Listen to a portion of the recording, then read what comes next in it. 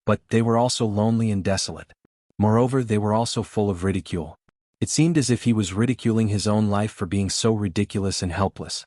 But it also seemed as if he was ridiculing the millions of people who were still alive in the world for being so boring, stupid, and vulgar. His hand naturally drooped down. He still held the sword in his hand. The sword light was flickering indeterminately. He was standing like this. He was already dead. He was just a corpse. But he still had a heroic spirit of a man who could hold back 10,000 men. It was an awe-inspiring demeanor. Blood dripped down from Gu Duxing's black dragon sword. It reluctantly slid down along the sword's tip, and dripped into the dust. It splashed lightly and the dust curled up and scattered. This is the Jianghu. Gu Duxing let out a long breath. He had been suppressing this breath for a long time. But he felt a sense of disappointment and frustration when he finally let it out. There are so many rights and wrongs in the Jianghu. But how can there be so many should and shouldn't? Life and death, who can say for sure whether it's innocent or calm? He sighed. He then retreated a dozen steps and stood with his hands clasped behind his back.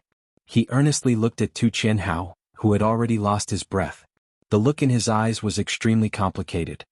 He then softly said, "Brother Tu, the road to the underworld is long. Take care on the way." "Young lord." 20 experts of the Tu clan cried out in grief. They rushed forward and threw themselves in front of Tu Qianhao. But they suddenly discovered that Tu Qianhao was no longer breathing. He was completely dead. They couldn't help but scream wildly. They turned around like a whirlwind and firmly looked at Gu Duxing. They then said in grief and indignation, "Surnamed Gu, you dared to kill our young lord?" Gu Duxing coldly looked at them. He saw that the one who had spoken was an old man with sideburns. He had tears in his eyes and was angrily looking at Gu Duxing. Gu Duxing couldn't help but coldly say, "What? Didn't Brother Tu give you an explanation before this?" Tu Qianhao had calculated everything. He had even calculated his own death. So, how could he not give an explanation to these people? Chapter 6:15. Sure enough, there was some hesitation on the faces of several people as soon as Gu Duxing said these words. They clearly remembered what Tu Qianhao had said. The bearded old man's eyes flickered. He then shouted, "Even if the young lord has given us instructions, this old man will still kill this bastard to avenge the young lord. The young lord can't die in vain." The 5 people clamored as soon as he shouted, "Yes, the young lord can't die in vain. The young lord is dead now. What face do we have to return to our clans if we don't kill the murderer Gu Duxing? We might as well kill ourselves here." The atmosphere became tense as soon as these people made a ruckus. Gu Duxing heaved a long sigh. He turned his hand and a long sword appeared in his hand. He then sighed and said, "Brother Tu, your heroic spirit isn't far away. Watch me get rid of this evil slave for you." Tu Qianhao's eyes were still empty and lonely, but the ridicule in them seemed to have intensified. Gu Duxing knew that Tu Qianhao had shared his last realization with him. So, he certainly didn't wish for him to die. Moreover, he must have made some arrangements before this. Gu Duxing didn't know what those arrangements were. But they were certainly related to him. So, he was definitely not his enemy. Therefore these people obviously had ulterior motives. Tu Qianhao wouldn't have allowed them to act so presumptuously if he were alive. Tu Qianhao would have killed them all given his strong personality. Tu Qianhao is dead now. But I, Gu Duxing, am still here. Tu Qianhao, I, Gu Duxing, have already recognized you as a friend when you were on the verge of death. We have always been enemies. But that doesn't prevent me from recognizing you as a friend. I know your habits and I also know your character. And I also know what you would have done if you were still here. I'll do it for you." Gu Duxing's body was dragged like a javelin.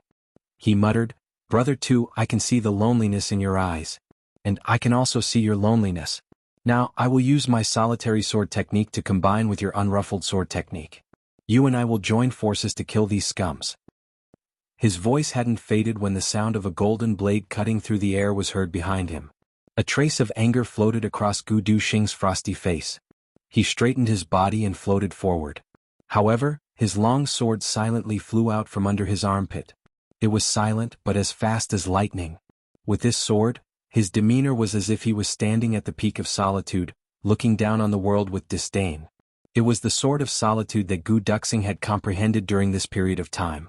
With one strike, the world was in solitude. The Sword Emperor's signature move. Gu Duxing said in a low voice, "Tu Qianhao, did you see that? This is the sword of solitude." A king-level expert was stabbed in the chest with a puff sound. His body swayed and he fell to the ground. Gu Duxing's sword pierced right into his heart without even looking back. But a living human life had already been reduced to nothingness. The sound of the wind rose again. Gu Duxing leaned back and gently flipped into the air. He recited, "A sword across the sky towards the peak." Then he turned around and slashed out with his sword with a lonely and bleak expression on his face. He said indifferently, "Life and death, victory and defeat are all gone in a flash." He rushed forward, his green robe fluttering in the wind. He exuded a sense of desolation as he asked, "Where can I find a soulmate in the world?" He turned around, leaving behind dozens of afterimages. His long sword instantly turned into a screen of light. He said indifferently, "When you want to look back, you've already forgotten your feelings." Clang. Gu Duxing sheathed his sword and said indifferently, "Brother two, this is my sword of solitude. It's the last move. Half of it is the sword of solitude, and the other half is the sword of oblivion. Please advise me." 4 consecutive puff sounds were heard. The 4 king-level experts behind Gu Duxing fell to the ground one after another. 2 of them died on their throats and the other 2 died on their chests. Everyone who hadn't had time to attack felt dazzled before their eyes. It seemed as if Gu Duxing was performing a light and lonely dance of solitude. The bleak mood hadn't disappeared yet, but the corpses of the 5 king-level experts who had participated in the attack were already lying on the ground. But Gu Duxing's green robe wasn't stained with blood. A sword across the sky towards the peak. Life and death, victory and defeat are all gone in a flash. Where can I find a soulmate in the world? When you want to look back, you've already forgotten your feelings. Gu Duxing heaved a long sigh of relief. The sword path problem that had been troubling him for nearly 10 days had finally been solved today. This made him feel that the vital energy in his body was showing signs of restlessness. It seemed as if it was slowly becoming sharper and sharper. Gu Duxing had a feeling. It seems as if the vital energy in my body is slowly transforming into vital energy. Moreover, the vital energy in my body has been constantly replenished with the continuous high-pressure training. Moreover, I've had a faint feeling of restlessness in addition to my recent realizations and breakthroughs. This gave Gu Duxing a clear feeling. My cultivation has slowly been pushed to the peak of a first-grade sword emperor. And I'm slowly advancing towards a second-grade sword emperor. Moreover, there's no bottleneck. I'm just waiting for the right conditions. And I'll become a second-grade sword trial one day. This feeling was baseless, but it really existed. The 2 4th-grade emperor-level experts of the 2 clan were about to rush forward. But the imposing aura of Gu Duxing's sword trial suddenly climbed to the peak at this time, and suddenly spread out. A formless storm of swords suddenly spread out in all directions. The sword energy was like an emperor of a generation descending to the world. The sword emperor couldn't be blasphemed. The sword supremacy couldn't be violated. The 2 4th-grade emperor-level expert swords suddenly emitted a clang. A loud and clear sword sound rang out. It seemed as if the swords were struggling to break free from their control. They were the kings of freedom. The dignified 4th-grade emperor-level experts were almost unable to control their swords. In fact, they almost flew out of their hands. They couldn't help but turn pale with fright. Then they fled from the side as if they were fleeing for their lives. Gu Duxing clasped his hands behind his back and slowly turned around. The look in his eyes was very strange. There was recollection, nostalgia, contemplation, and frustration. But it seemed as if there was nothing in his eyes if one looked carefully. It was an empty void. Everyone on the opposite side suddenly trembled from head to toe as soon as they came into contact with his eyes. Gu Duxing's imposing aura seemed to have changed completely at this moment. His previous sharp and indomitable imposing aura had completely changed. It had changed into half loneliness and half frustration. Half loneliness and half oblivion. His upright figure gave people the feeling that he was standing at the top of the world. However, he had forgotten everything. He had forgotten all the living things in the world. Oblivion's solitary guest. Yes, Gu Duxing had suddenly comprehended the word, oblivion, in Tu Qianhao's oblivion sword scripture, when the sword energy had been running rampant in his body. When he said the last sentence, "When I want to look back, I've already forgotten my feelings," and when he wielded his sword, Gu Duxing suddenly fused the 2 mental cultivation methods together as if he was possessed by some supernatural force. This had caused the vital energy in his body to go berserk, and transform into sword energy. He had truly comprehended it at this critical moment. Gu Duxing slowly turned around. His eyes were like lightning and his gaze was like a sword. He looked at the two fourth-grade emperor-level experts in silence. He was only a first-grade sword emperor. But the invisible imposing aura that he was emitting at this moment had suppressed the two fourth-grade emperor-level experts and 13 king-level experts. The two emperor-level experts were obviously 3 grades higher than him in cultivation. But they couldn't help but feel timid in their hearts under his thunder-like gaze. Their complexions couldn't help but change. Their feet involuntarily retreated step by step. Gu Duxing was merely clasping his hands behind his back. But the two of them seemed as if they were facing a formidable enemy. Cold sweat had seeped out of their foreheads when they had retreated 5 steps. They felt a chill all over their bodies. Both of them had a clear feeling, life and death aren't in my hands at this moment. It all depends on the thoughts of the sword judge opposite me. If he wants me to live, I'll live. If he wants me to die, I'll be consigned to eternal damnation. Gu Duxing looked at them with cold and clear eyes. He then indifferently said, Tu Qianhao was here before I came. How did he explain it to you? His voice was like the judgment of the gods. It couldn't be questioned. It couldn't be resisted. The two emperor-level experts suddenly felt as if a heavy mountain was pressing down on their heads. Moreover, this mountain was a mountain of swords. The curly-bearded old man's pupils contracted. He firmly shut his mouth.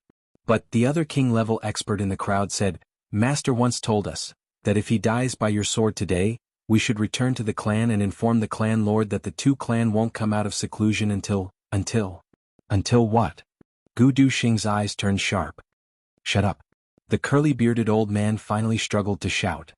He then shouted loudly, Gu Duxing, give me your life. The sword light flashed. It broke through the blockade of Gu Duxing's imposing aura, and rushed forward like a mad tiger. Gu Duxing's eyes flashed. He exposed a trace of astonishment. He coldly snorted, Get lost. The long sword seemed to fly out casually. But it was the essence of his solitary unruffled sword. Now he needed to establish his power and shock everyone in one fell swoop. The sword light flashed high up in the sky like a bolt of lightning. The curly-bearded old man had just shouted one word when he suddenly shut his mouth. His face exposed a look of panic and despair. The next moment his big head rolled down from his neck, fell on the ground and rolled all the way. It rolled to Tu Qianhao's feet and finally stopped. It seemed as if he had done something wrong, and was prostrating himself in front of his young lord to admit his mistake. The other emperor-level expert was about to attack as well. But then he saw this scene. And the courage that he had just mustered disappeared without a trace. He didn't step forward. Instead, he quietly drew back 2 steps. Continue. Gu Duxing indifferently said, Until what? Young lord. Until the master of Calamity Sword changes the dynasty. Then he will appear in Jianghu again. He lowered his head after he finished speaking. His forehead was full of sweat. Gu Duxing exhaled. He couldn't help but raise his head. A long time passed. Then he silently said, You guys go. I hope that you can bring these words to your 2 clans, decision-makers. Yes. That king-level expert seemed to want to say something. But he restrained himself and lowered his head. What do you want to say? Gu Duxing indifferently asked. I want to. That king-level expert suddenly mustered his courage and loudly shouted, We weren't your match today. You and the young lord were heroes. But the young lord died in your hands after all. Our 2 clan will never forget this enmity and hatred. We will look for you one day and ask you to pay for today's blood debt. Gu Duxing was startled. Then he happily laughed out loud. He said in a gratified manner, The 2 clan is indeed a hot-blooded man. Chapter 616. Gu Duxing let out a long and loud shout. Then he suddenly jumped up. Tu Qianhao, Gu Duxing, will kowtow to you if you have an afterlife. I will help you spread your sword throughout the world. Farewell. People of the 2 clan, I will wait for you to come and find me to avenge Tu Qianhao. The sword light flashed like a thunderbolt. Gu Duxing's body rushed into the mountain pass like a meteor. Then he disappeared with another flash. The remaining 4th-grade emperor-level expert screamed behind him. Then his body was torn apart in an instant. Blood splashed out from his body. His face was full of incredible shock as he slowly fell down. Gu Duxing. A king-level expert angrily shouted, Why did you? Before he could finish his sentence, his mouth was covered by another person. Are you stupid? Gu Duxing has saved our lives. Do you think that this elder would be so kind as to let us go back to inform the clan after he left? What? That person was puzzled. The two elders had said that they would kill Gu Duxing no matter what. They had firmly opposed the young lord when he had left those words behind. They had even incited the hearts of the people a moment ago. That person on the side heavily said, "The young lord isn't holding them back now. So, how could they be willing to go back to inform the clan? One must know that Tiangong had given them a lot of purple crystals in private. I saw it with my own eyes." "Are you saying that they colluded with the Tian clan?" Another person asked in astonishment. "I don't know. But we must report this to the clan lord.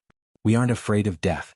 But none of us would have been able to go back alive if we had fought with Gu Duxing today. But the young lord's dying words must be conveyed to the clan. If the clan wants to take revenge on Gu Duxing, then we will come out and fight with our lives on the line." "Yes.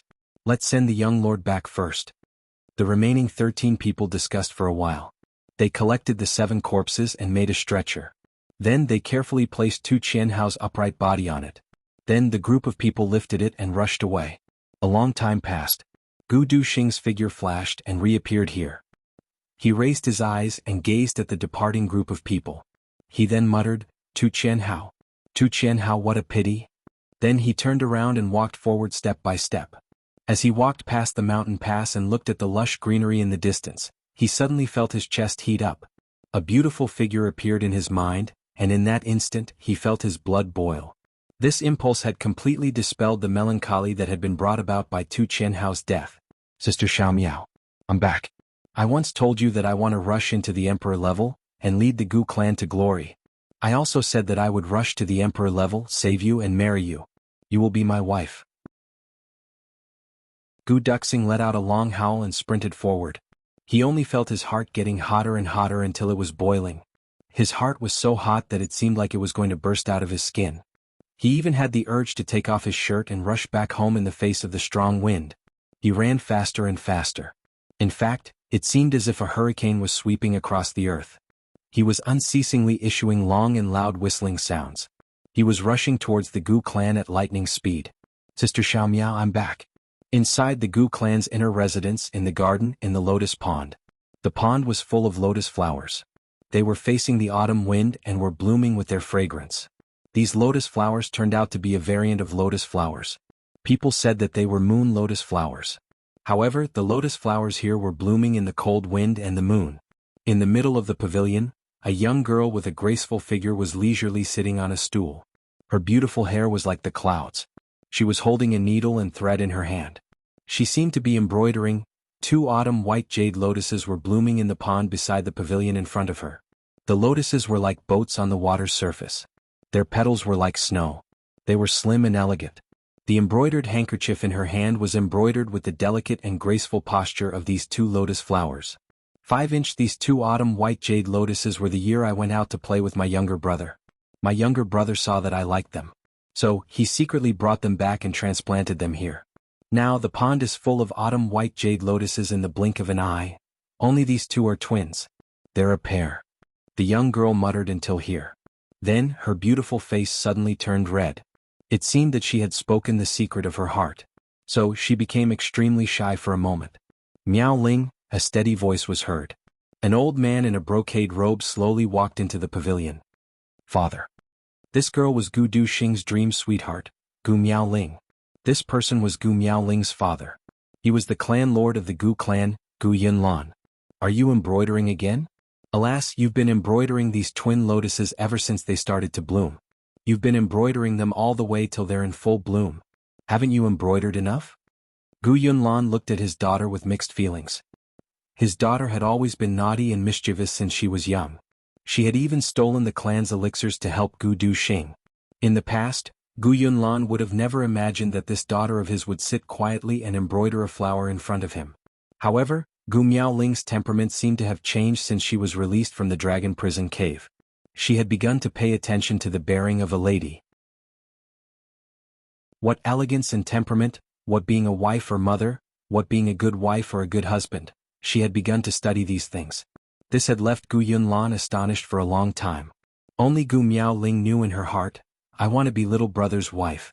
Since I want to be little brother's wife, I want to be the best wife in the world. I want his brothers to be envious of him. I may not be the most beautiful among his brothers' families, but I must be the best."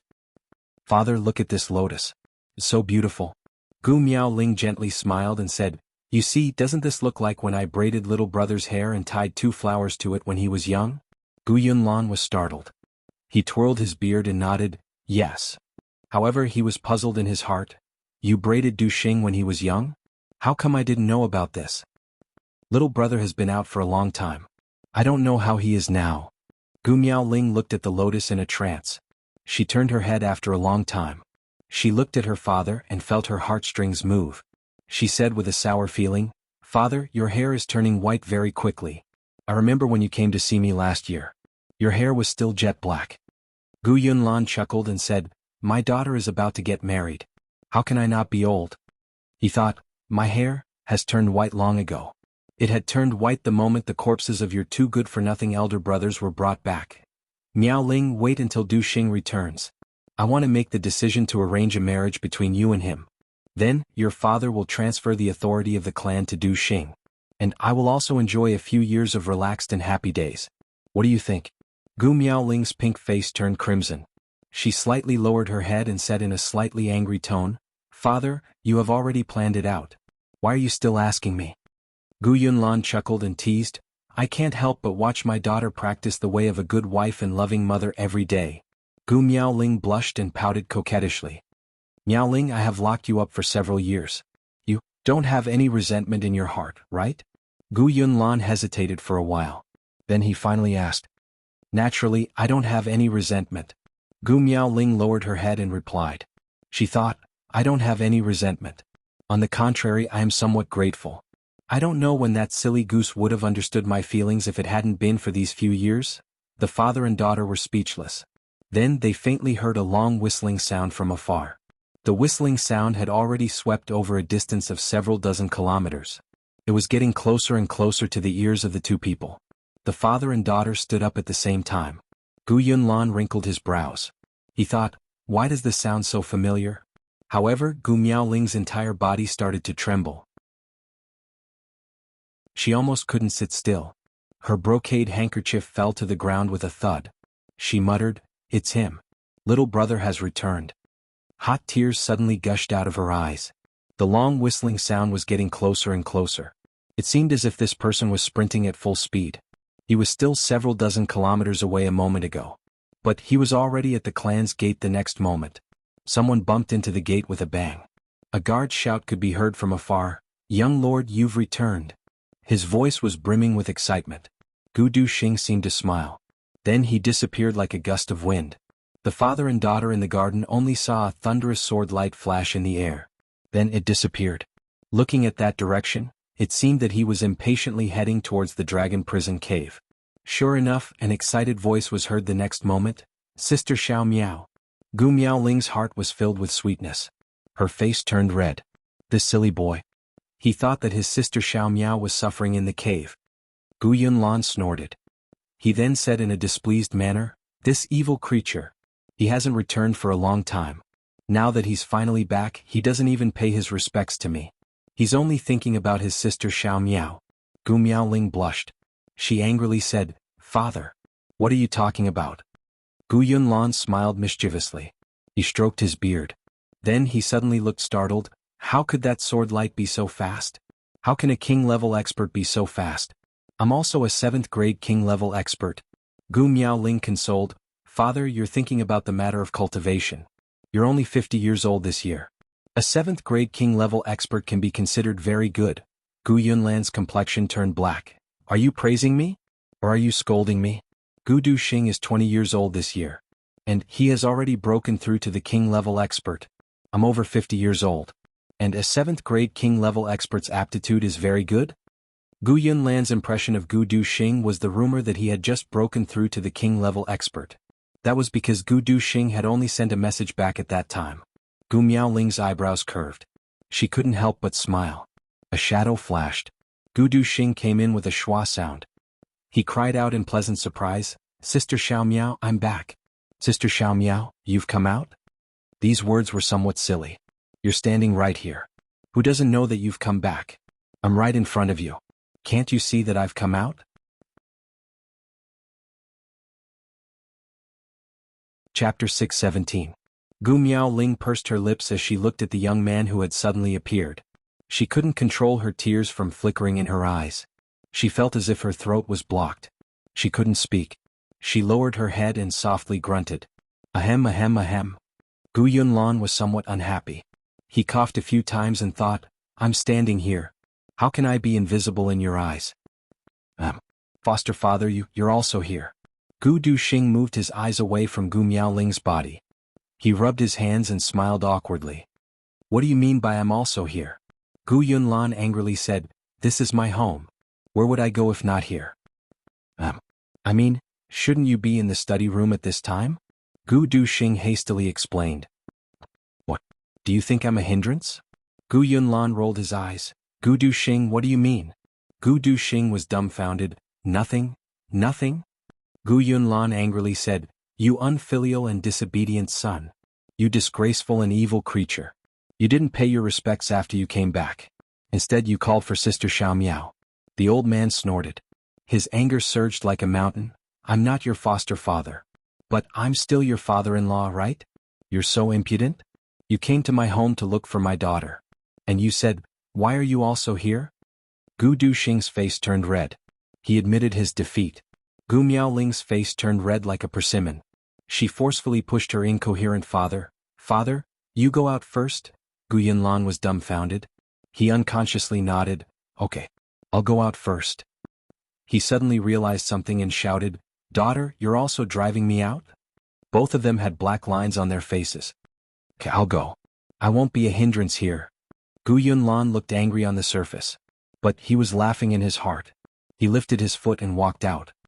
He thought, I wouldn't be here if it weren't for the fact that I haven't seen you for a long time.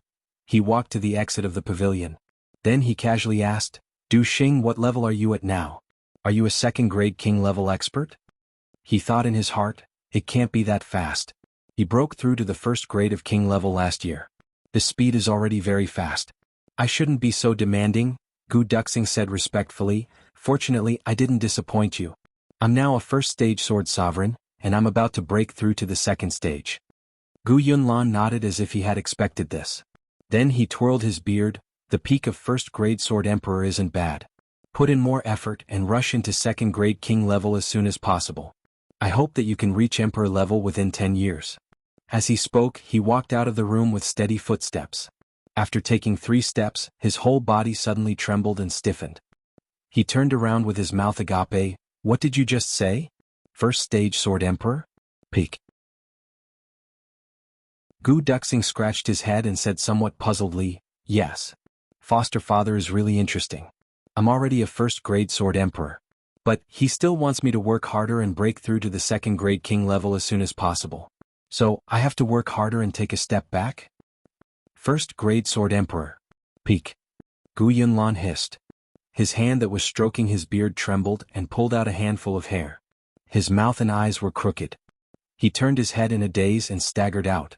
Then he suddenly shouted, Sword Emperor? Then he completely sobered up. He felt a burst of confusion in his head.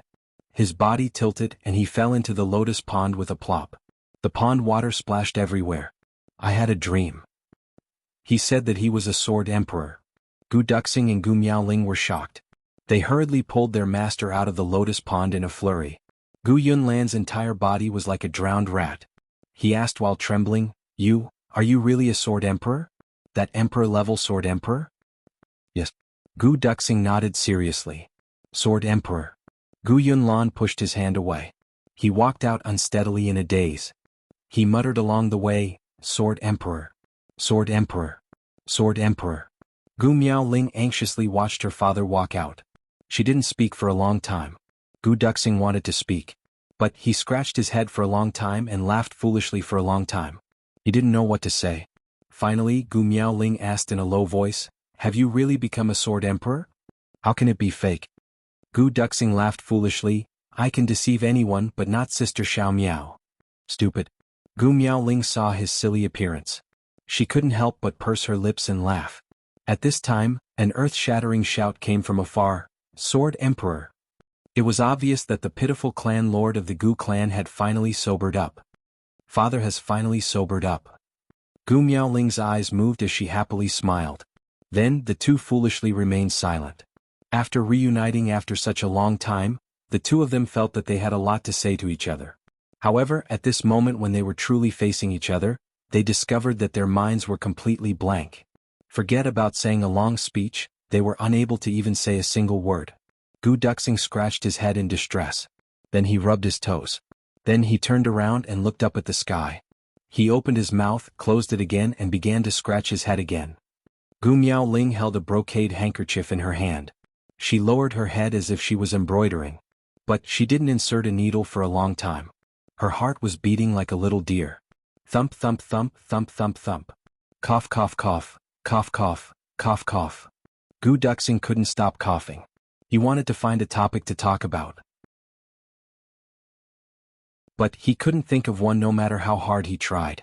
So, he could only cough again and again. Gu Miaoling lowered her head. Her heart was beating like a little deer. She bit her lips and thought, let's see what this silly guy will say first. Cough cough. Gu Duxing finally thought of a topic. Sister Xiaomiao, are you cold? Gu Miaoling was startled. She raised her head and looked at the autumn sun. It's still very hot, okay? I'm not cold. Gu Miaoling lowered her head and said. Cough cough. Then are you hot? Gu Duxing persevered and asked. I'm not hot either. Cough cough cough. Gu Duxing coughed again. He was incomparably hopeful at this moment. What if I have Chu Yang's eloquence? Or Ji Mo's and Luo Kudi's eloquence would also work. If it doesn't work, even if Tan Tan's words are out of tune, I can still easily open up the topic. He racked his brain for a long time. Then he finally thought of a topic. He said happily, Sister Xiaomiao, I found that you seem to have put on some weight. Hehe. What? Gu Miaoling's face suddenly darkened. Put on some weight? The word fat was taboo for women. How could Gu Miaoling be an exception? Yes. Gu Duxing was secretly happy. Finally, the deadlock has been broken. He nodded with absolute certainty and said, yes. It seems that your waist has also become thicker. Gu Miaoling's pretty face suddenly turned dark. Her eyebrows and the corners of her eyes gradually formed a storm. Her breathing also became heavy. Her pair of slender jade-like hands tightly pinched the brocade handkerchief. Her knuckles turned white. It seemed that the brocade handkerchief was Gu Duxing, and she was ruthlessly crushing it into several pieces. Damn it. Gu Duxing seemed to have realized that something was wrong. He hurriedly tried to remedy the situation. He carefully and dryly laughed twice. Actually, you're not that fat, just a little plump. Yes, plump, hee. Gu Miaoling stomped her foot and stood up. She fiercely glared at him. Her face was as calm as water. She heavily stomped her foot and walked out. This stomp of her foot was really forceful. It shook the water of the lotus pond and caused ripples to appear. Gu Duxing was at a loss. He blinked his eyes in confusion. How did I offend her? Why does she look so angry? Sister Xiaomiao. He cautiously said. Don't call me. She forcefully suppressed her anger.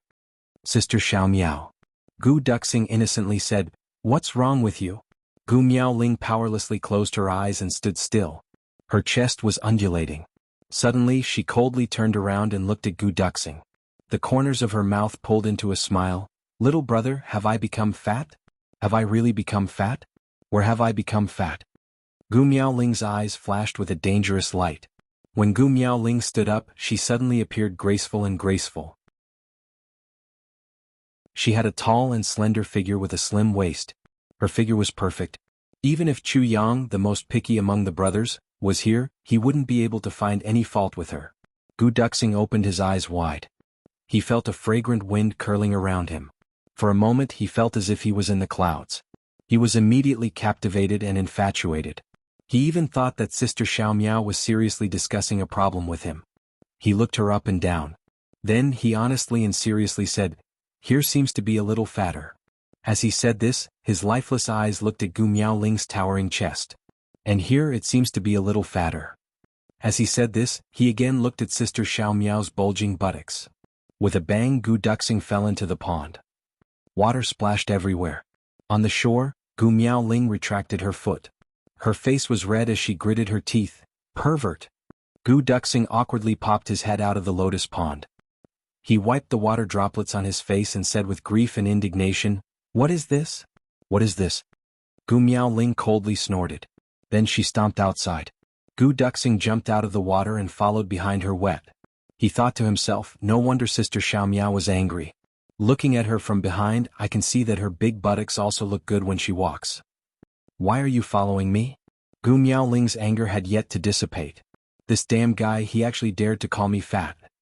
Gu Duxing was soaked in cold water. His brain also became better. He hurriedly said, "You are my wife. If I don't follow you, who should I follow?" Who is your wife? Gu Miaoling's face suddenly turned red. Her body seemed to have gone limp. She weakly resisted. I didn't agree. Gu Duxing didn't say anything. The two of them walked silently, one in front and one behind. Seeing that they were about to reach Gu Miaoling's boudoir, Gu Miaoling finally stopped. You just came back. There are so many things at home. Why aren't you going to deal with them? Why are you following me? Besides, your body is wet. Why aren't you changing your clothes? As she said this, she felt a bit of heartache.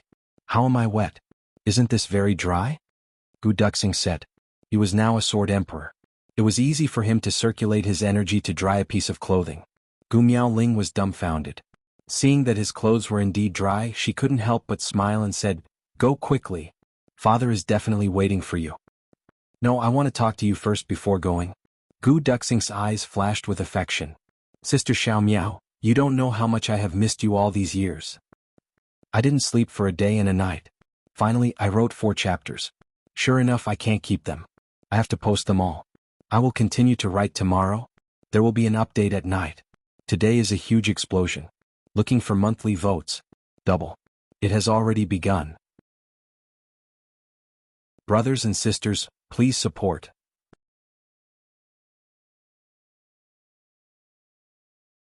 Chapter 618.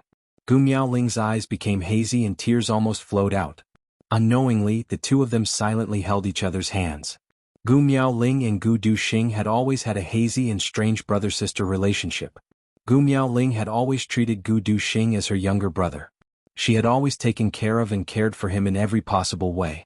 Later on, she had unreservedly given her heart to him. But Gu Duxing had been ignorant and unaware of it at that time. He didn't know that his sister Xiao Miao's ideal lover was actually him. Then, before Gu Duxing could react, Gu Miaoling helped Gu Duxing to cultivate and steal elixirs. She incurred the wrath of the clan and was imprisoned in the dragon prison cave. When Gu Duxing finally understood Sister Xiao Miao's deep feelings for him, it was already too late for regrets. At that time, he didn't even have the qualifications to visit Gu Miaoling, and the clan wanted to arrange a marriage for him. Gu Duxing had no choice but to run away from home and meet Chu Yang. After that, after going through many twists and turns, he returned for 3 days. Finally, his strength improved by leaps and bounds and he obtained the approval of the clan. Then he went to visit Gu Miaoling. The meeting in front of the dragon prison cave was the first time this pair of man and woman met after they understood each other's feelings and understood each other's feelings. But it was a world of ice and snow, and the two of them were haggard. And that time there were ice-cold iron bars hindering them. That parting lasted for more than a year. But that meeting was the time when the two of them pledged their love for each other. It wasn't until today that these two lovers could finally hold hands without any misgivings. For the first time in their lives. When the two of them held hands and walked along this road, their hearts were filled with mixed feelings. Gu Miaoling recalled that time when her legs were broken and she was imprisoned in the dragon prison cave before her injuries healed. All these years in the dragon prison cave she suffered a fate worse than death. If it wasn't for her concern for Gu Duxing, she would have been disheartened and committed suicide. In the dragon prison cave where even the human heart was frozen, her entire body was stiff. The only warmth in her heart was her little brother, Gu Duxing. The heavens took pity on her. Today the two of them finally met. Gu Miaoling's vision blurred as she thought about it. Fortunately, the heavens have taken pity on me. I've finally obtained it. I can finally stand shoulder to shoulder with little brother under the sun. As Gu Duxing walked, he was also thinking about how insensible he had been these past few years. How stupid and slow he had been. Sister Xiao Miao had already given her maiden heart to him without any reservations. But he had stubbornly waited until Sister Xiao Miao was locked up before he finally woke up and understood. During those years, he felt as if a knife was being twisted in his heart every day and every night. Even in Wanwan's dreams, Sister Xiao Miao was calling her, "Little brother." She was happy in her dreams, but when she woke up, she was heartbroken. Before this, the two of them didn't have any vows of undying love. So much so that they didn't even know of each other's feelings. However, it was during these few years that Gu Miaoling was imprisoned in the dragon prison cave, that the two of them became truly unswerving. Gu Duxing was Gu Miaoling's only spiritual support in her suffering. Gu Miaoling's heart was already secretly in love with him.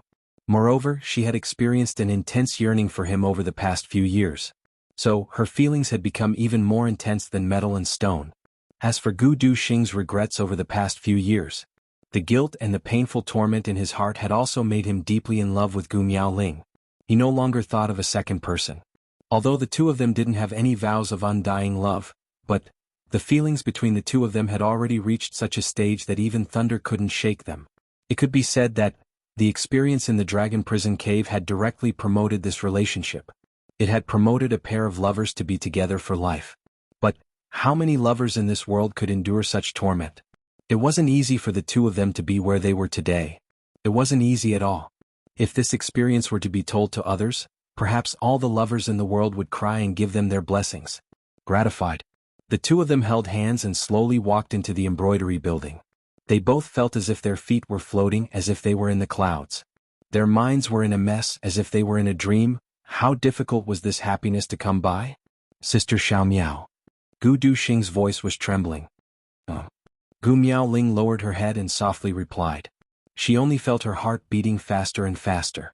I missed you so much. Gu Duxing murmured. The steel-like cold-faced swordsman at this moment, not only was his voice trembling, but his eyes were also suddenly wet. He only felt the sweetness, bitterness and saltiness in his heart at the same time.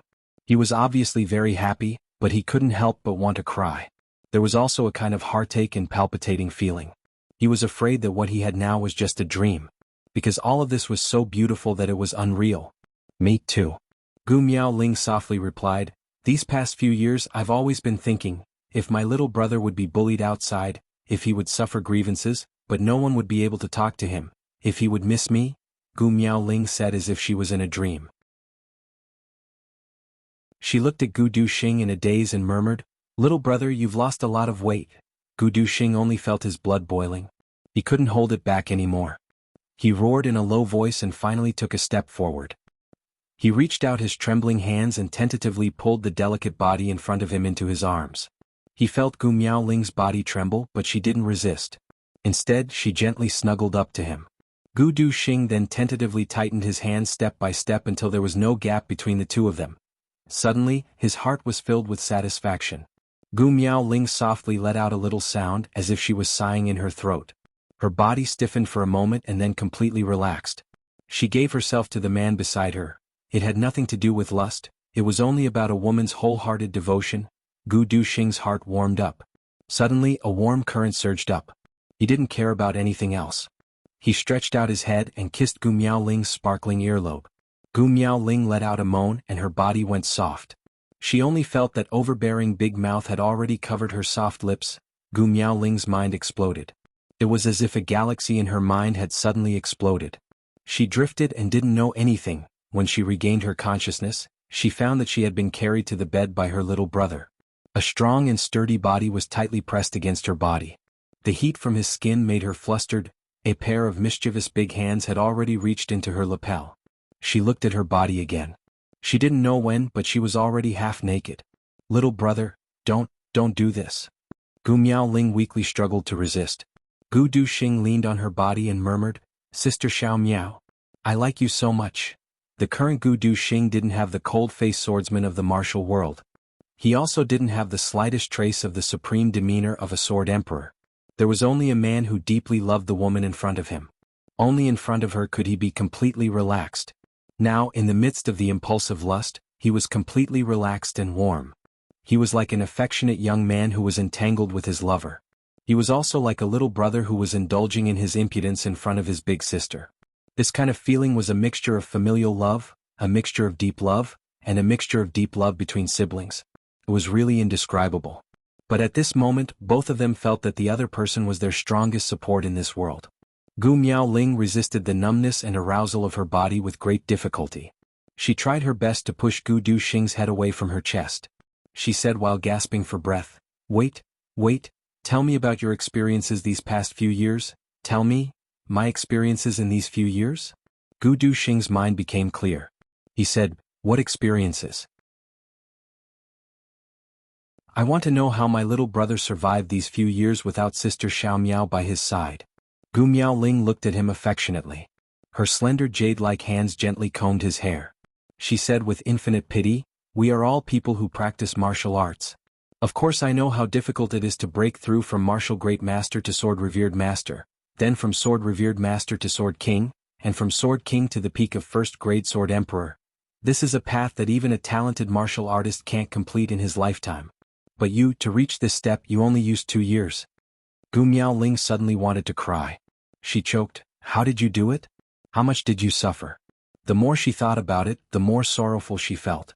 Tears streamed down her face. "For your sister Xiaomiao, did you risk your life? You little fool." "No. I just worked harder than ordinary people." Gu Duxing recalled his experiences in the past few years and also had mixed feelings. "I have a few brothers. We all improved very quickly because we promised to create a legend of the heavens together. Everyone didn't dare to slack off. Everyone practiced like this. We practiced together during the day and practiced together at night. After practicing at night, we would lie in bed and practice secretly. It wasn't hard. Instead, it was very happy." "Brother?" Gu Miaoling looked pensive. She asked, "Is it the person who gave me the fire essence?" "Yes, that's my big brother." Gu Duxing's spirit was lifted when she mentioned Chu Yang. He said, "My rapid improvement is due to my big brother's contribution. The other brothers are also the same." Gu Miaoling's beautiful eyes flashed with gratitude. She said, "Little brother, you must not let your brother down. If it wasn't for him, I'm afraid I wouldn't have been able to last long in that dragon prison cave." "Yes." Gu Duxing hugged Gu Miaoling tightly as his heart ached. Then he began to talk about his experiences in the past 2 years.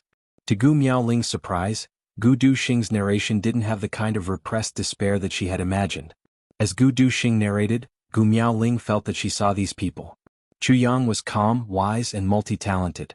Dong Wuxiang was calm and majestic like a mountain. GMO was humorous but lazy. Luo Kudi acted recklessly without using his brain but was warm-hearted. Rui Butong was usually shifty-eyed and as light as a swallow but was loyal to his friends. Tan Tan was super narcissistic. Each of them appeared vividly in front of Gu Miaoling's eyes as Gu Duxing narrated.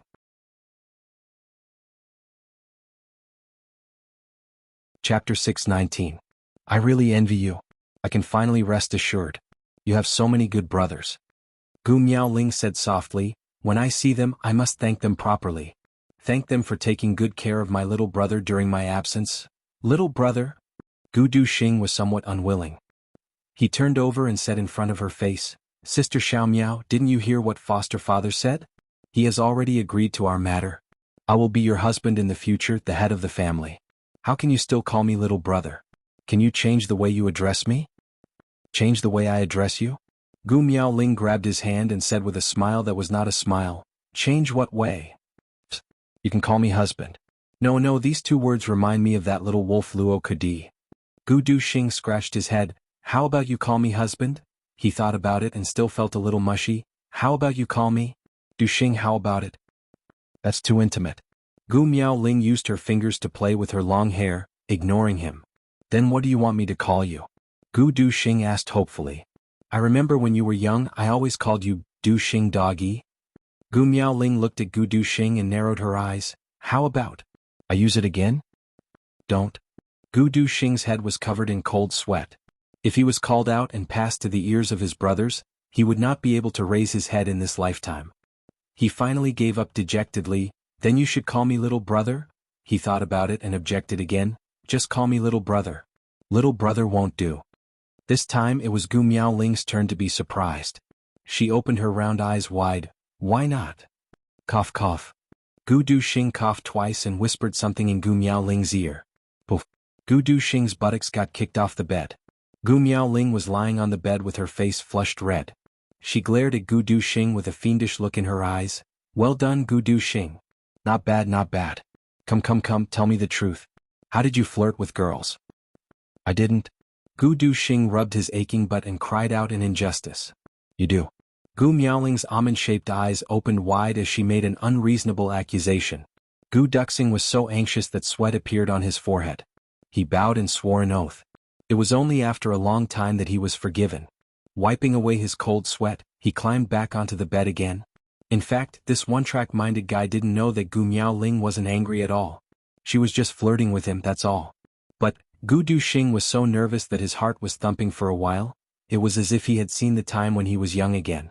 Sister Xiao Miao had pulled his ear and fiercely asked, "Lone dog, where did you go just now? If you don't tell me the truth, I'll whip your ass." He couldn't help but feel a sharp pain in his butt. Over the years, Gu Duxing still needed time to digest the power he had accumulated over the years. Gu Miaoling saw that he was so honest. Her joke was like the sky had collapsed. She couldn't bear to bully him anymore. So, she snuggled into his embrace and happily narrowed her eyes. The two of them were long-winded and seemed to have endless things to say. Once Gu Duxing opened his mouth, he actually talked non-stop. Even if he added up all the words he had spoken with Chu Yang and the others, it wouldn't be as much as half a day today.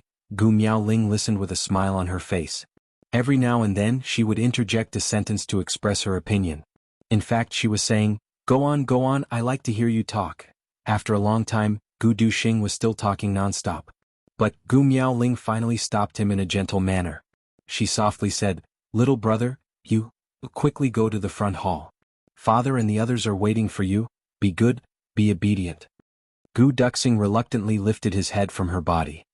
His eyes sparkled as he looked at her. He reluctantly said, "Sister Xiao Miao, then, will you wait for me here?" "Wait for you for what?" Gu Miaoling pointed a finger at his forehead. Biting her lips, she said, "Lone dog, you little rascal."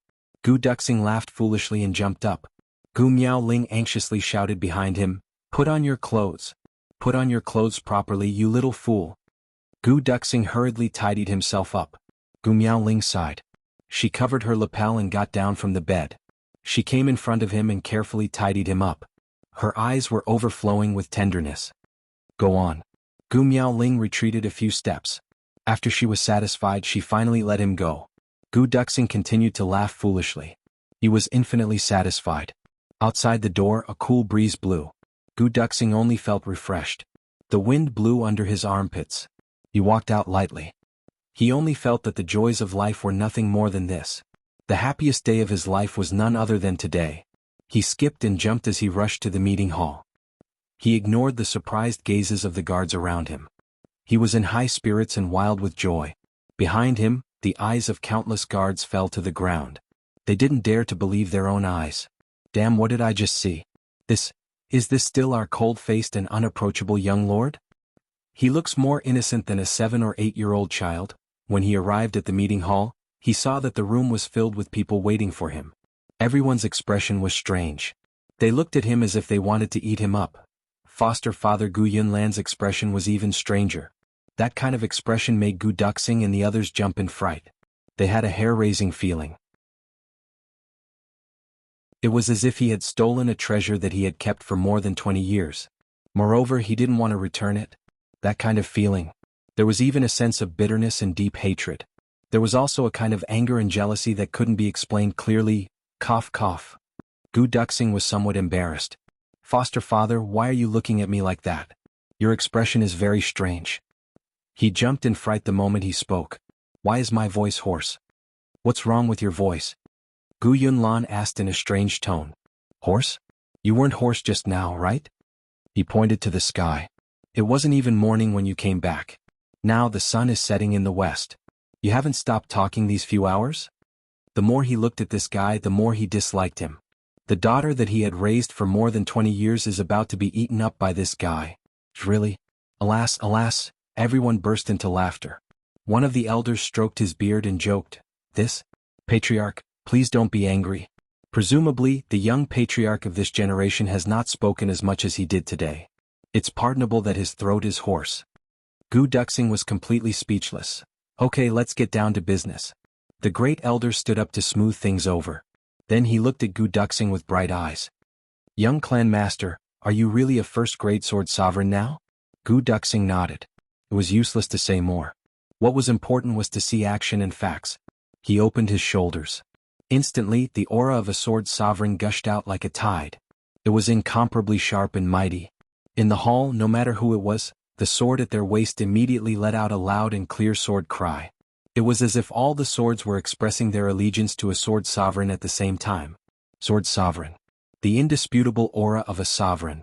The great elder was shocked. Then his eyes suddenly shot out a look of ecstasy. Everyone behind him was shocked with a loud rumble. Everyone was indescribably excited. They looked at Gu Duxing as if they were looking at a living immortal. The Gu clan finally had an emperor-level expert. Moreover, it was a sword sovereign who had never appeared in the three heavens in the last 1,000 years. Many people's eyes were brimming with tears of excitement. They almost had the impulse to worship their ancestors. Old ancestor, our Gu clan, finally has roots. We finally have someone to rely on. Our Gu clan can finally straighten our backs from now on. Many people couldn't help but use their sleeves to wipe their eyes as they thought of the sufferings of these years. Everyone was smiling, but it could be faintly seen that everyone's eyes were glistening with tears. Even the usually calm clan master Gu Yunlan's eyes were moist. He kept taking deep breaths to control himself. But his body was still gently trembling. An emperor-level expert had appeared in the Gu clan. This had always been the biggest extravagant hope of the Gu clan. The Gu clan had always been unstable. The clan didn't have an emperor-level expert to keep watch. So, they didn't feel strong when they went out. They had to be careful when doing things. They were afraid that they would provoke this and that and bring disaster to the clan. The people of the Gu clan had been living with their tails between their legs these years. They had been sullen to the point that they were about to go crazy. Gu Miaoling was the daughter of the clan master. But she had only stolen a stock of elixir. And she had incurred the wrath of the entire clan. In fact, they had even locked her up in the cruel dragon prison cave. The reason for this was because of the two words emperor-level expert. The clan's foundation wouldn't be affected if a younger brother died. But the clan didn't have an expert to keep watch. So, the entire clan would be consigned to eternal damnation if they offended a powerful force. And Gu Miaoling's willfulness had hindered the promotion of an emperor-level expert. So how could they not be angry? And Gu Duxing had realized this illusory hope. In fact, he had far exceeded everyone's expectations. There were many emperor-level experts in the three heavens. Apart from the Gu clan, there were also emperor-level experts in the other clans.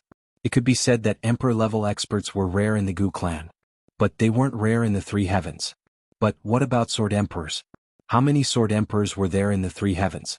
Moreover, they were pure sword emperors who could emit the aura of an emperor. Only Gu Duxing had appeared in the last 1,000 years. And he was the only one. The Gu clan was in an uproar as Sword Emperor Gu Duxing released his aura. This atmosphere was 100 times livelier than the New Year's. Everyone had forgotten about Gu Miaoling's mistake in this festive atmosphere. In fact, they didn't even mention it.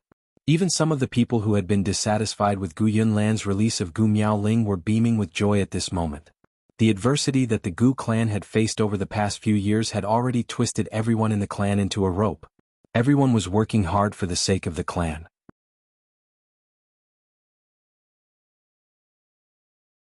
Chapter 620.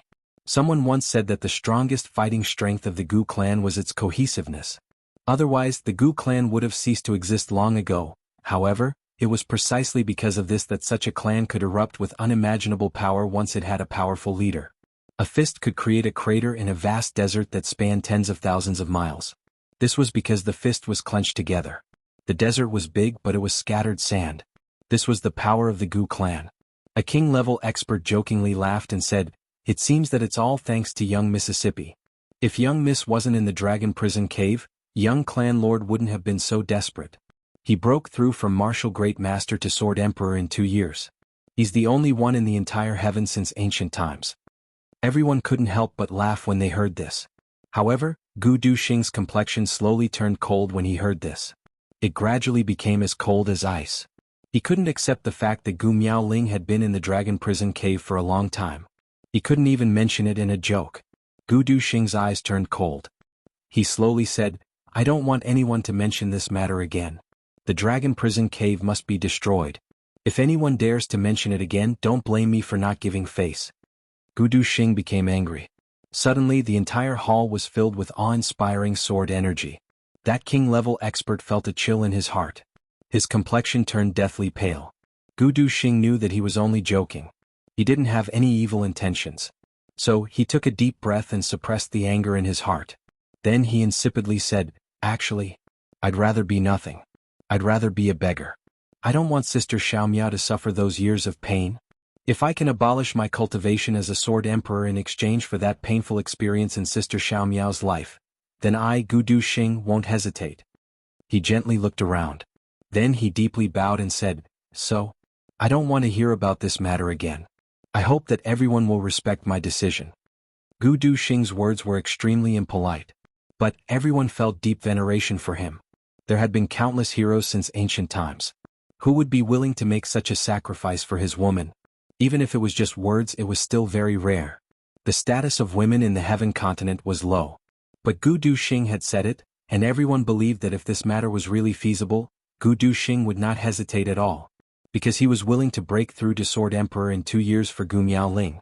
Even if he was willing to cripple himself in an instant for Gu Miaoling. As long as Gu Miaoling needed it. Everyone knew how much effort one had to put in to break through to the Sword Emperor realm within 2 years.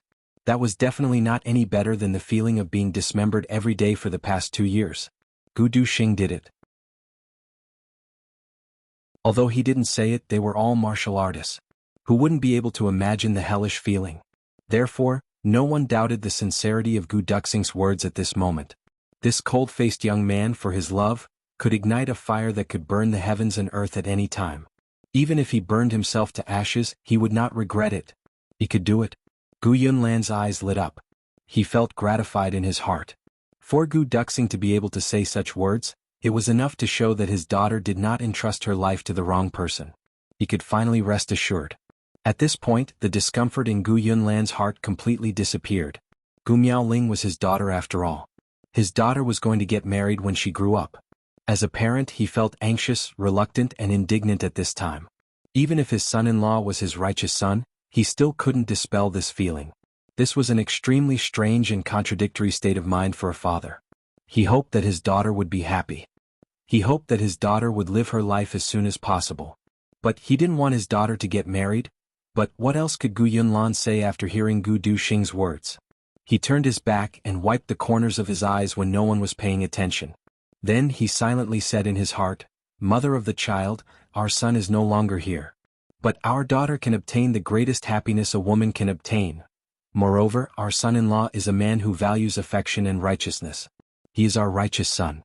There is no difference between him and our son. You can rest assured. I will have a good chat with you when we go back tonight. I will have a good drink with you. We may be separated in the netherworld, but I know that you can feel it. I remember that you held my hand tightly when you passed away. You couldn't say a word. I know that you were worried. I know. I hope that you will teach our son a good lesson in the netherworld. Don't let them be debauches like they were when they were alive." Gu Yunlan wiped his eyes and turned around. He smiled and looked at Gu Duxing. He felt the joyous atmosphere and said in his heart, "Mother of the child, it would be great if you were by my side at this moment. Then I would have no more regrets in this life. I remember that you were always angry and jealous at that time. But did you know that ever since you passed away, I have never looked at another woman in the eye? Every night I can't sleep well. In my dreams I would drink with you in front of your portrait. I miss you so much." Duxing can do for Gu Miaoling. I can do the same for you. Can you feel it? Gu Yunlan quietly walked out of the hall amidst the jubilation. The laughter behind him gradually became more and more distant, until it couldn't be heard anymore. Gu Yunlan was in his bedroom not long after. He raised a pot of wine and looked at the portrait on the wall. He smiled and said, "Ling Er, today is a big day. They are celebrating. I also want to celebrate with you. I can't drink without you on this big day. I want to get drunk with you today." He looked at the portrait for a long time. Then he raised his head and drank the wine in one gulp. There was an incense burner in front of the portrait. Green smoke was rising in spirals. A cup of wine was as calm as still water. A pair of chopsticks was upright. There was a young woman in the portrait. She had a gentle face. Her clothes were fluttering in the wind. Her eyes were full of worry and reluctance. She seemed to be quietly looking at the white-haired man in front of her. She seemed to be consoling him. She seemed to be sighing. She seemed to be crying. Cheers? Gu Yunlan closed his eyes and drank another cup. "I can finally put down the burden on my shoulders after today. I will be with you from now on. You didn't like it when I was busy every day. You said that I didn't have time to accompany you. But I can finally accompany you every day from now on. You didn't like it when I drank. But you would sit quietly on the side every time I drank. you would fill my cup. Your eyes would be full of helplessness. I want to look at you one more time. I want you to pour me another cup of wine. Ling Er, I miss you so much. Gu Yunlan murmured. He drank one cup of wine after another. But his eyes were closed the whole time. That was because he could feel his beloved wife by his side. She was pouring wine for him. She was worried about him. But she was looking at him tenderly. He was afraid that he would see that cold portrait again if he opened his eyes. His nose seemed to smell a vaguely familiar fragrance. A long time passed. Then the wine pot fell to the ground with a bang. Gu Yunlan slowly leaned on the table. He closed his eyes and fell asleep. Ling Er, is she okay over there? He murmured. A gust of wind blew in through the window. And the portrait fluttered in the air. It seemed that the woman in the portrait was anxiously looking at her man. She couldn't wait to come out of the portrait and cover him with clothes. The night wind was chilly. In the following days the Gu clan announced to the public. Clan Lord Gu Yunlan will retire. He will live in seclusion behind the scenes. He won't get involved in the clan's affairs from now on. The new clan lord will be the former young clan lord of the Gu clan, Gu Du Xing. From now on the Gu clan will have a change of dynasty. The new clan lord, Gu Du Xing, will have absolute supreme authority in the Gu clan. This announcement is hereby made to the world. Due to the current turmoil in Jianghu, we will invite the people of Jianghu to hold a grand ceremony for the new clan lord. At the same time there is another announcement. The new clan lord of the Gu clan, Gu Du Xing, will exchange betrothal gifts with the former clan lord's eldest daughter, Gu Miaoling.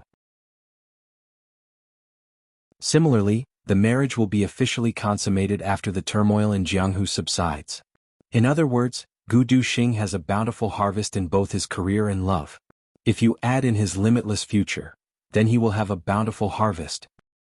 While Gu Du Xing was returning to the Gu clan, Chu Yang had also finally arrived at the Mo clan. Hearing that King of Hell Chu had arrived, Mo Tianji rushed out to welcome him. He held Chu Yang's hand tightly and shook it repeatedly. It's great that you're here. I was worried that no one would talk to me. Chu Yang pulled his hand back and stared at Mo Tianji. He said vigilantly, you can talk to me if you have good things to talk about. But if it's bad things then don't talk about it. Mo Tianji was stunned. How can this guy be so shrewd? He didn't know that Chu Yang was shrewd. But today he wasn't shrewd. He was experienced. In his previous life the two of them were very close.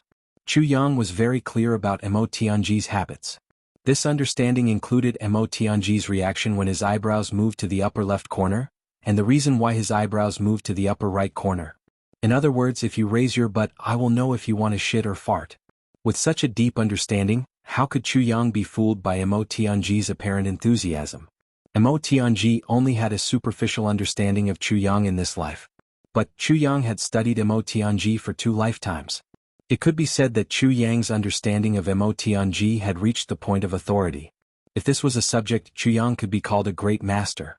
The kind that had never been seen before. For example, some of Mo Tianji's habits. If Mo Tianji had a card up his sleeve, his unhurried attitude could make a person with the best self-restraint vomit blood and die. Mo Tianji's enthusiasm and familiarity at first sight made Chu Yang feel that there was a conspiracy behind it. Moreover, this guy wants to use me. Therefore, before Mo Tianji could open his mouth, Chu Yang had already sealed the door. No matter how many tricks you have, I will not move.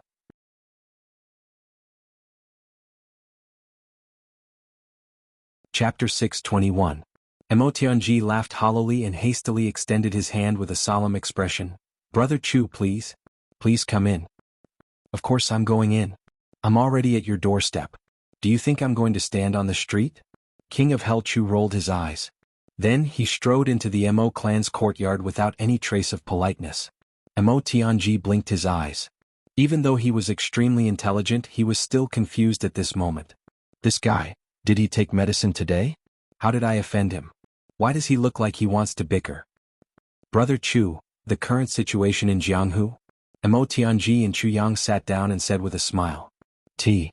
Chu Yang raised his hand and rolled his eyes to interrupt him. He dragged his voice, Tianji T. Mo Tianji choked back his words halfway. However, his self-restraint was excellent. He was not angry at all. Oh, I forgot to serve tea. It's my fault. He hurriedly went to make tea. After a while, a cup of hot tea was placed in front of Chu Yang. Brother Chu, please. Mo Tianji's posture was very humble. There was no other way. He had to be humble because he needed help. I'll let this guy pull the flag. This tea isn't poisonous, right? Chu Yang suspiciously looked at Mo Tianji. The corner of Mo Tianji's mouth twitched. He was so angry that he almost collapsed even though he had good self-control. That kind of refreshing smile immediately stiffened on his face. Then he dryly smiled. How can that be? Ah, Brother Chu really knows how to joke. Actually, I'm not afraid of poison. Chu Yang picked up the teacup and took a sip. He smiled and said, You're right. I'm just joking with you. Mo Tianji was speechless. This isn't the first time we've met. I really don't understand. Why do you always give me the cold shoulder every time we meet? This is too boring. Chu Yang sipped his tea and looked at Mo Tianji. He thought, damn it, you still feel wronged? Motherfucker. My soul was broken because of you in my previous life. You love your sister? Who do you think you are? Fuck. You are brother and sister. Is there a need to be so desperate? As for me, I'm Jianghu's man. A lifetime of companionship. If I don't teach you a lesson, I won't be able to release the resentment I felt when I was besieged at the last moment of my previous life. Do you think it's easy for me? I cried at that time, you know. Brother Chu. Mo Tianji gasped for breath. A warm smile hung on his face.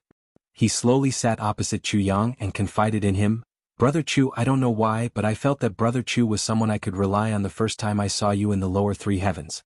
I felt that Brother Chu was a friend whom I could confide in. Therefore, I have always treated Brother Chu wholeheartedly. But what? Chu Yang pretended to be confused and said in a very magnanimous and forthright manner, Brother Mo, if you have something to say, there's no harm in saying it. Mo Tianji took a deep breath. He hesitated for a moment. Then he finally said, But Brother Chu seems to be on guard against me. We had a pleasant conversation in the lower three heavens. But I could feel that you were afraid of me. And I saw Brother Chu at Mt Dingjun. You were even more resentful towards me. This Mo is helpless. Mo Tianji said sincerely, Of course. Brother Chu, please enlighten me if I did something wrong. You must have changed your mind. He sighed softly, After all, you and I are now in the same boat through thick and thin. If our hearts are not united, it will be a disaster of destruction. We must eliminate all the knots in our hearts before the arrival of the Great War. I have spoken with sincerity and I have opened my heart to you. I hope you don't mind my presumptuousness. Mo Tianji was an extremely intelligent person. He had figured out in a few words, Chu Yang must have something against me. However, this was a special period. Both of them belonged to the leadership class. Any disagreement could lead to eternal damnation for the few great clans. Therefore, Mo Tianji didn't talk about formalities. He wanted to resolve this matter first. After all, Chu Yang had saved Mo Jianghu first. Then he had used a brilliant scheme to kill Mo Tianyun. Moreover, he had sent Mo Jianghu to the two supreme-level experts. It could be said that Chu Yang had given the Mo clan a new lease of life. Mo Tianji would never be ungrateful and repay kindness with enmity no matter how unhappy he was. If not for these relationships, Chu Yang would have long been kicked out by Mo Tianji for putting on airs in front of him. Of course, Mo Tianji didn't know that Chu Yang was purely venting his anger. Even if he had something against him, he wouldn't do it at such a critical moment. He just wanted to teach him a lesson. Of course, Mo Tianji didn't know how he had offended this king of hell Chu. Every time they met, Chu Yang would pick on him. He thought that he was innocent. However, he didn't expect that not only had he offended Chu Yang, but he had offended him badly. The worst thing was, he had offended Chu Yang in the previous generation. Even if Mo Tianji was the master of calculation and manipulation, how could he know what was on King of Hell Chu's mind at this moment? Brother Mo, you worry too much. Chu Yang put on an open and sincere appearance. He sighed deeply, Brother Mo must know that my biggest enemy in the lower three heavens is Diwu Qingro. Mo Tianji nodded. However, he thought, why are you talking about Diwu Qingro again? Diwu Qingro strategizes calmly and indifferently. However, he can determine victory from 1,000 miles away. I have suffered a big loss at his hands. Chu Yang sighed and shook his head. Brother Mo's demeanor is also that of a wise man. You're calm and collected about everything as if you have a card up your sleeve. When I see Brother Mo, I can't help but think of Diwu Qingro. My heart, I'm like a frightened bird. Brother Mo, please don't take it to heart. What kind of reason is this? Mo Tianji didn't know whether to laugh or cry. You think of Diwu Qingro when you see me? How can I be compared to Diwu Qingro? However, he didn't know that in Chu Yang's heart, Mo Tianji and Diwu Qingro were equal. He only cursed in his heart. Based on what you said, wouldn't you think of the upper three heavens when you see a stone? After all, the stones of the upper three heavens and the stones of the lower three heavens are the same. This is really unreasonable. Naturally, I have some dissatisfaction with Brother Mo. It's just that I'm embarrassed to say it. Chu Yang smiled lightly and said, drink tea, please. He had turned the tables. Thank you for being so frank and sincere. Mo Tianji's expression was solemn. I will admit my mistakes. Even if Brother Chu scolds me, I won't complain. You really won't complain? Chu Yang slowly put down the teacup. Of course. Mo Tianji's expression was firm. You really want me to scold you? Chu Yang squinted. If I'm wrong, I'm willing to be scolded. Mo Tianji said seriously. Well, since you have said so, I'll be embarrassed if I don't scold you. I'll scold you then. I say, did water enter your brain? Chu Yang suddenly exploded. He slammed the table and opened his eyes wide. Without any warning, he began to fly into a rage. Tell me what you've done. Even if your head was caught in the crack of the door, even if your head was kicked by a donkey. You can't do this, right? Are you stupid? Are you stupid? Mo Tianji was dumbfounded.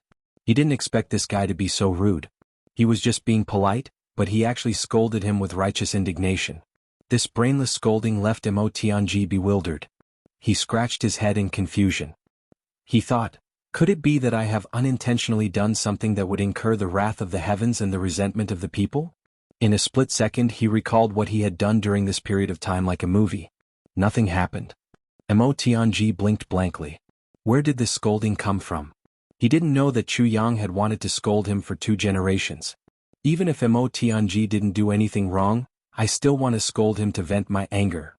Moreover, this guy does have some shortcomings in my hands. At that time, Mo Tianyun wanted to kill you and Xiao Wu. You weren't stupid, right? Didn't you know? You went down with 4 king-level experts? 4 king-level experts are nothing. Can you protect them? After you went down, you were blinded by greed.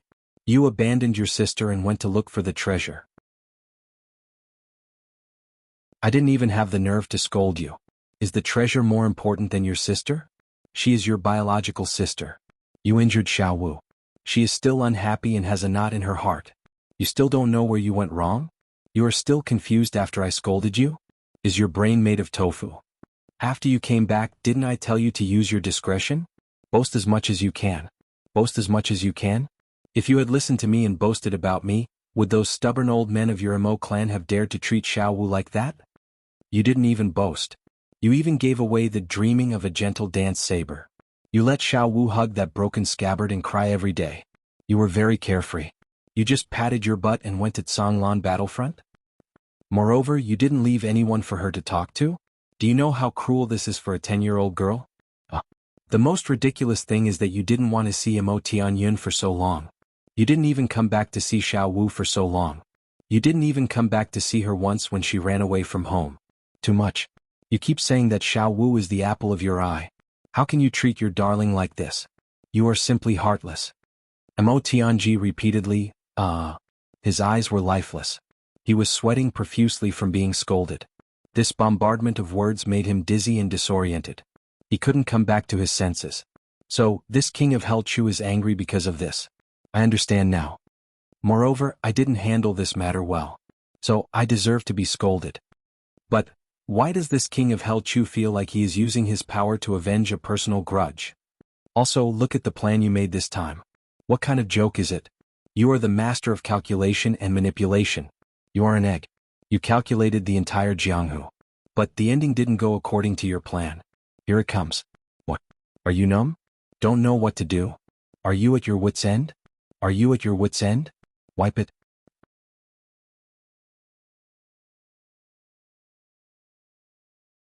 Chapter 622. Mo Tianji was scolded until he was dizzy and disoriented. When had he ever been scolded like this? He couldn't help but pick up the teapot to fill his cup. Suddenly he blinked and realized something. That's not right. Xiao Wu is my sister after all. You're an outsider. Aren't you meddling too much? What does it have to do with you? Is there a need for you to be so anxious? I can't stand it. Can't I? Is there an elder brother like you? If you can't, then do more and talk less. Chu Yang retorted. That's my sister. Whatever I do, it's for her own good. What do you know about the effort I put into this? Mo Tianji coldly snorted. His eyes faintly flashed with a strange light. I even have a plan for my sister's life. What do you know? Nonsense. She's your sister, but can you accompany her for a lifetime? You actually have a plan for her life? Chu Yang disdainfully said, You're boasting to the extreme. She has to get married, right? I can't accompany her for a lifetime. Can you? Mo Tianji sneered and looked at Chu Yang. How old is she? How old are you? Won't you be an old man by the time my sister grows up? Don't tell me that you have a beastly heart for my sister. That will make me despise you and look down on you. This move hit Chu Yang's vital point. King of Hell Chu couldn't stand people mentioning this matter the most. After all, an old cow eating young grass wasn't a glorious thing. He immediately jumped up with a red face. Nonsense. I'm only 18 this year. Your sister is also 11. She's only a few years older. Why, am I very old? Only 7 years older? Mo Tianji's eyes suddenly became dangerous. He slammed the table. Good. You've exposed your beastly heart. King of Hell Chu, my sister is so young and you're already having ideas about her. You're worse than a beast. The table shattered with a crash. Chu Yang was tongue-tied. He was extremely regretful. Fuck, I spilled the beans? Mo Tianji flew into a rage. He had always been the master of calculation and manipulation. Everything was under his control. He was the master of calculation and manipulation. But he had never seen or heard of this kind of rage before. A dragon had a reverse scale. Touching it would infuriate it. Once angered, blood would flow for 1,000 miles. Now, Mo Tianji's reverse scale had clearly been touched. And Mo Qingwu was clearly the key to Mo Tianji's reverse scale. Bastard pervert. A scoundrel. Extremely brittle and dirty. How shameless. I didn't expect King of Hell Chu to be such a person. To think that I confided in you so wholeheartedly and treated you as my lifelong confidant. Who would have thought that you would actually have lust for my 11-year-old sister? Mo Tianji said. Then he suddenly realized something. I understand. I understand now. No wonder you were so enthusiastic in the lower three heavens. You spared no effort. So, you started to have dirty thoughts from that time. Mo Tianji gasped for breath. He glared at Chu Yang and shouted, King of Hell Chu, what kind of woman can't you find with your power and influence? Why did you have to harm my little sister? King of Hell Chu, she is only 11 years old. Are you still human? Lu Tianji was heartbroken.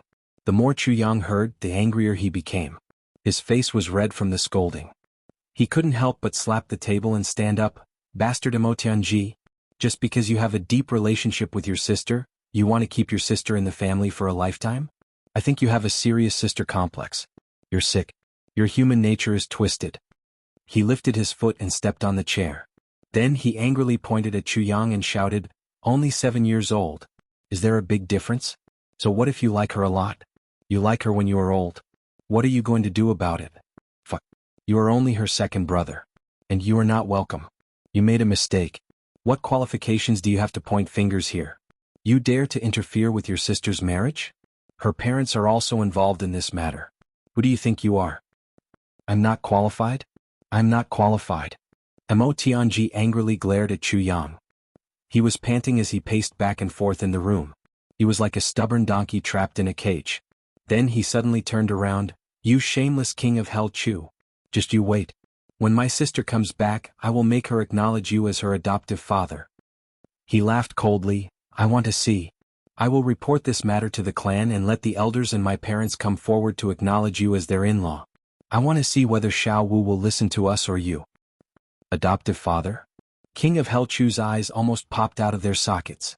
In his mind he couldn't help but think of Mo Qingwu in a red dress. She looked up at him and sweetly called him adoptive father. He couldn't help but shake his head and shudder. Fuck Mo Tianji. This move was simply too vicious. This move directly hit King of Hell Chu's weak spot. If Mo Qingwu really became his adoptive daughter, then he might as well kill Chu Yang directly. Motherfucker. You are ruthless. Chu Yang gave in. He lowered his head dejectedly. Say it. Why are you in such a hurry to see me? Mo Tianji also regained his composure. He slowly sat down on the chair. His demeanor was strange. He calmly crossed his legs and pointed at the teacup with his finger. Tea. Pour the tea. Minister Chu choked on his breath and almost fainted. Sure enough, once this bastard gained the upper hand, he was still the same annoying person from his previous life. The situation was reversed in an instant. Minister Chu gained the upper hand and Fang Sha lost miserably in an instant. His pigtail was grabbed and he was immediately embarrassed. He snorted coldly and rolled his eyes. He was determined not to do it, but he was afraid that his uncle, who had a serious case of infatuation with his younger sister, would really give him the title of foster father. He could only lower his voice and pick up the teapot. Hurry up. Can't you see that the teacup is empty? You don't know how to read the situation. Mo Tianji slammed the table. He blew his beard and glared fiercely. Chu Yang gritted his teeth and was at his wit's end. He could only swallow his anger. Close the door. Mo Tianji picked up the teacup and crossed his legs. He blew on the tea and didn't even raise his head. Chu Yang's face darkened. He waved his hand and the door of the study was slammed shut. Okay, now let's talk about business. Mo Tianji's face became serious and he straightened his back. He actually stopped while he was ahead. This was beyond Chu Yang's expectations. He stuttered and asked, "Why, you don't want to ask about Xiao Wu anymore?" "That's a question for you. You don't want to ask about Xiao Wu anymore?" Mo Tianji snorted. "So, you don't have any objections?" Chu Yang's eyes widened. Mo Tianji suddenly raised his head and looked at him in surprise. "What you said just now, is it true?" Chu Yang was furious. Yuan Kai was played by this guy again. He deliberately used Mo Qingwu to attack him during the talent evaluation. Presumably, even if he didn't have such thoughts, this bastard would still forcefully pin this crime on him and then fight back. Chu Yang sighed. How could he forget this guy's ability to change the topic and fight back? The situation was very obvious. This was just Lu Tianji being scolded anxiously. He didn't hesitate to slander others to suppress his anger. Chu Yang was stunned for a long time and finally let out a long breath. "Motherfucker, do you know that your slandering hit me where it hurts the most? Godfather, you really thought of this?" Suddenly Chu Yang rolled his eyes. He smiled strangely and said, "Actually, it seems like it's also feasible. If Xiao Wu calls me Godfather and you are Xiao Wu's brother, then Mo Tianji, you also have to call me Godfather?" Mo Tianji was drinking tea calmly. When he heard this, he choked and spat out a mouthful of tea. He coughed continuously and looked very embarrassed. His face turned red. "It is indeed feasible." Minister Chu loosened the reins only to grasp them better. "You can tell your clan tomorrow." "Nonsense." Mo Tianji was really angry this time. His eyes were like copper bells and his face was red. He gasped for breath. "You are younger than me by 3 years. Dream on. Going back on your words, you really make me despise you." Chu Yang disdainfully pointed at him, but his heart was relieved. "Motherfucker, do you think I want you to be my godfather? You are really narcissistic. If you become my godfather, I will be able to do whatever I want. Seriously." Mo Tianji finally stopped coughing. He put up a sign of surrender and began to show weakness. He was clearly begging for mercy. After all, he was the one who said the words Godfather first. Now that he had been counterattacked, he was unable to resist. "Speak." Chu Yang snorted and crossed his legs. He was very proud of himself. The two fought 3 times and each had his own victory and defeat. In the first round, Chu Yang won, but Mo Tianji did not panic. In the second round, Mo Tianji counterattacked. Chu Yang was caught at his weak point and he was thrown into confusion. Mo Tianji was being unreasonable, and he did not know that he had actually caught the real culprit. Even though Mo Tianji had framed King of Hell Chu, he still couldn't believe that a person like King of Hell Chu would have a beastly heart for a little girl. This was only a means to turn defeat into victory for Mo Tianji. However, Minister Chu was well aware that he had indeed lost. He did have a perverted desire for a little girl, and he had been hiding it for a long time, waiting for the right moment. In the third round, Minister Chu seized the opportunity to counterattack. He used Mo Tianji's method to gain a complete victory, and Mo Tianji retreated. He won 2 out of 3 rounds and Minister Chu was singing the song of victory. However, his heart was constantly sweating. The confrontation between the two was equivalent to a verbal joke, but it was also a test of each other's current state of mind. Both of them were satisfied with the results of the test, because both of them had caught each other's fatal weakness. This was very important. And the most important thing was, Minister Chu had vented a lot of his pent-up anger after these 2 rounds of scolding. Brother Chu, the situation this time is very bad. Mo Tianji sighed. You said earlier that I added fuel to the fire and caused chaos in Jianghu, but I could not clean it up. This sentence is not false. My estimation was wrong. There was a disappointed and frustrated look on Mo Tianji's face. I calculated that Ao Xie would be hunted down. I also calculated that the O clan would make a move. But I missed one important thing. You're tuning in to the Han Li's Wuxia Adventures YouTube channel. We're so grateful for your support, and don't forget to subscribe to join us on this incredible journey through captivating stories. Your generosity through donations truly makes a world of difference, as it's the primary source of revenue that allows me to expand and enhance this channel for you. Thank you from the bottom of my heart for being a part of this adventure.